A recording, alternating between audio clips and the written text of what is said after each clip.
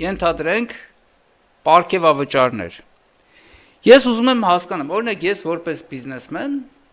հետևյալն եմ հասկանում, պարգևավճար երբ եմ ես վճարում, ասենք իմ աշխատողին։ Ես պարգևավճարը վճարում եմ այն ժամանակ եմ վճարում, երբ որ իմ աշխատողը իր սովորական աշխատանքից ավել աշխատանք է կատարել,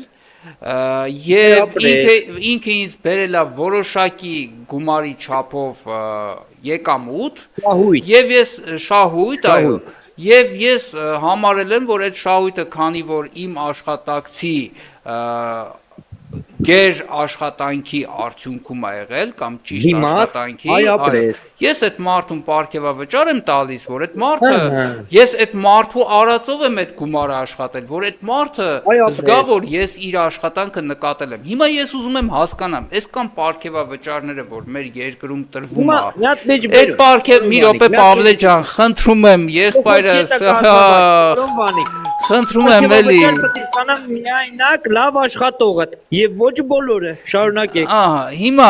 ես ուզում եմ մի հատ հարց էլի։ Պարգևավճարները միշտ են եղել, կան ու պետք է լինեն։ Հա, չէ, ես ուզում եմ հասկանամ, պարգևավճար ախր այդ թվերն էլ կան, ու ասեմ ձեզ, նենց էլ չի, որ արդարացված պարգևավճարներ են շատ ժամանակ։ Ես ուզում եմ հասկանամ, ինչ աշխատանք են կատարել, որ իրենք այդ օգուտը տվել են պետությանը իրենց աշխատանքից դուրս, որի համար իրենք պարգևավճար են ստանում։ Հասկանում եք, խնդիրը սրա մասին է։ Մենք եկեք